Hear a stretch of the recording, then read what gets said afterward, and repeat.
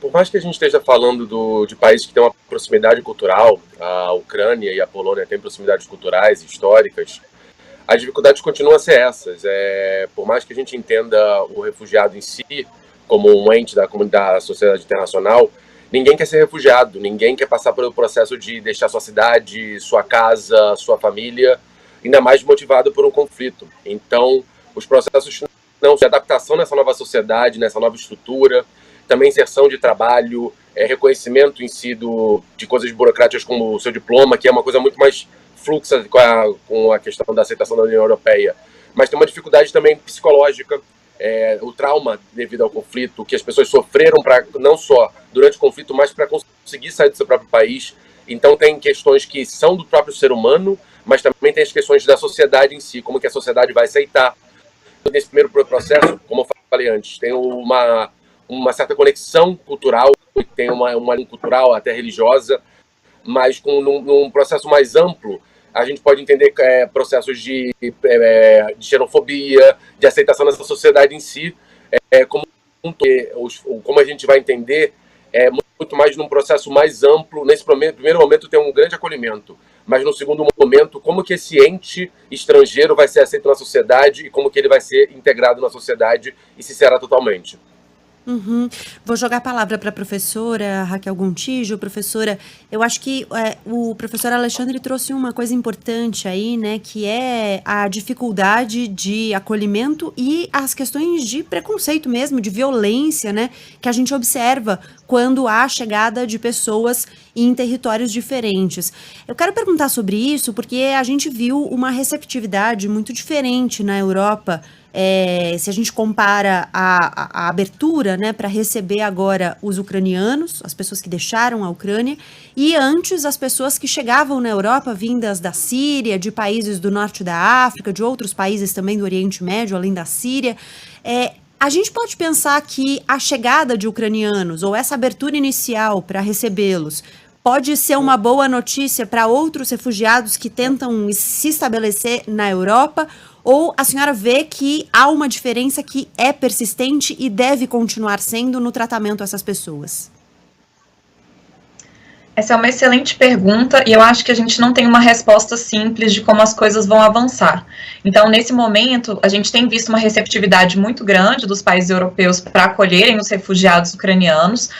Isso realmente é muito diferente da crise migratória que a gente viu na esteira da Primavera Árabe, depois de 2011, em que os migrantes foram considerados um problema para os países europeus, um problema de segurança nacional em alguns casos. Então, a gente vê um contraste muito grande. Uma parte disso certamente decorre de questões identitárias. Então, para os países europeus, a Ucrânia é um deles. Então, é como se a população da União Europeia, da Europa, né, não só da União Europeia, enxergasse nesses ucranianos a si mesmos. E eu acho que esse é um fenômeno que a gente consegue identificar até aqui no Brasil, em que nós vemos atos de discriminação contra os refugiados, mas a gente observa, às vezes, comentários das pessoas quando descobrem que um refugiado era médico, advogado no seu país de origem, e aí é quase como se aquela pessoa, então, fosse mais digna de dó, porque, né, uma pessoa da classe média brasileira se enxerga como sendo semelhante àquele refugiado que, né, não é simplesmente um número, mas é uma pessoa. Então, no caso da Ucrânia, essa assimilação ela é mais fácil no curto prazo, porque os europeus eles se enxergam, eles se identificam, porque fazem parte de uma identidade europeia que vem sendo construída ao longo das últimas décadas.